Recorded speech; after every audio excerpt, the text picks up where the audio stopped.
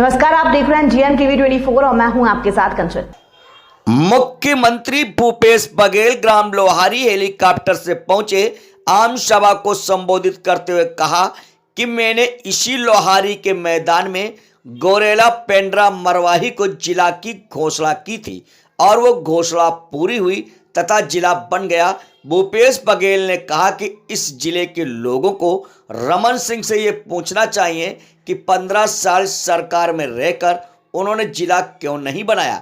क्या गौरेला पेंड्रा मरवाही छत्तीसगढ़ में नहीं था? विकास के मामले में यहाँ की उपेक्षा भाजपा सरकार ने क्यों की? सरकार बनने के बाद से पिछले 22 माह में हमने इस जिले के लिए 500 करोड़ रुपए से अधिक के विकास कार्यों को मंजूरी दी है। सीएम भूपेश बघेल ने कहा कि मरवाही जिला विकसित जिला के रूप में जाना जाएगा। यहाँ पर्यटन, उद्योग और रोजगार को बढ़ावा दिया जाएगा। यहाँ से कांग्रेस प्रत्याशी डॉक्टर के ध्रुव को आप अपना अमूल्य मत दें। आगे यहाँ की जो भी समस्या होगी उसे आपके विधायक के माध्यम से हम पूरा करेंगे। बीजेपी के प्रत्याशी भी डॉक्टर हैं और कांग्रेस के प्रत्याशी भी डॉक्टर हैं। फर्क यह है कि बीजेपी के प्रत्याशी रायपुर में रहकर इलाज करते हैं और कांग्रेस प्रत्याशी के ध्रुव मरवाही में रहकर इलाज करते हैं और 20 साल से आपकी सेवा में निरंतर कार्य कर रहे हैं। ये थी सुमित जालान की रिपोर्ट। रिश्ते छुपा के चल रहे थे, आज वो उजागर हुआ है। यही बात हम लोग कह रहे थे, ये दोनों ए टीम और बी टीम हैं, ये दोनों के बीच संबंध हैं। अब पहली बार उजागर अंतागढ़ में हुआ था, आज उन्होंने खुद स्वीकार कर लिया।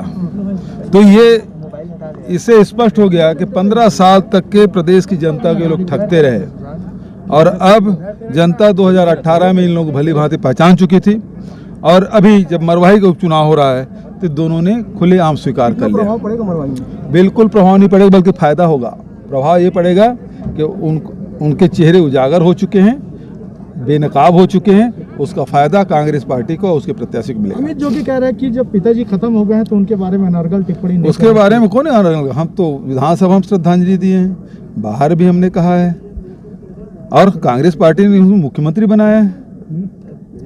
हमने बनाया ना उनके लिए। आदिवासी मुख्यमंत्री का अभियान किसने चलाया था? हमने चलाया था।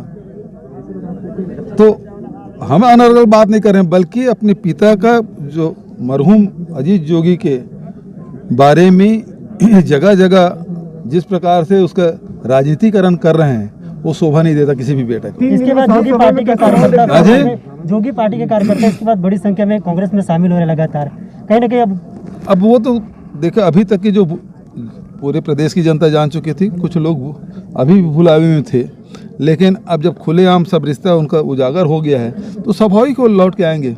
ये समर्थन सभा में कैसा माहौल देख रहे हैं मरवाही में?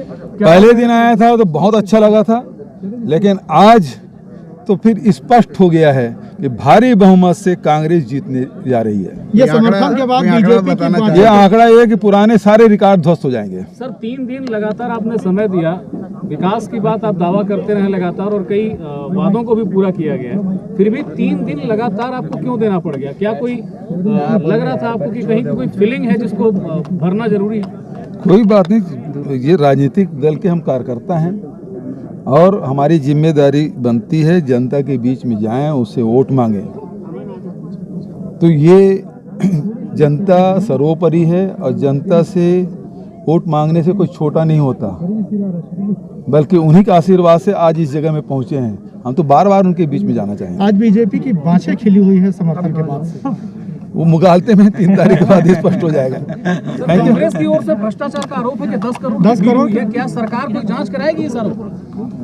देखिए, अंतागढ़ में हम सब ने देख लिया था और अभी भी जो चर्चाएं हैं, जो सुन रहे हैं वो बता रहे होंगे मुझे तो, लेकिन मैंने उस दिन पत्रकार वार्ता में एयरपोर्ट में भी ये बात कही थी कि इनके बीच में सौदा हो रहा है।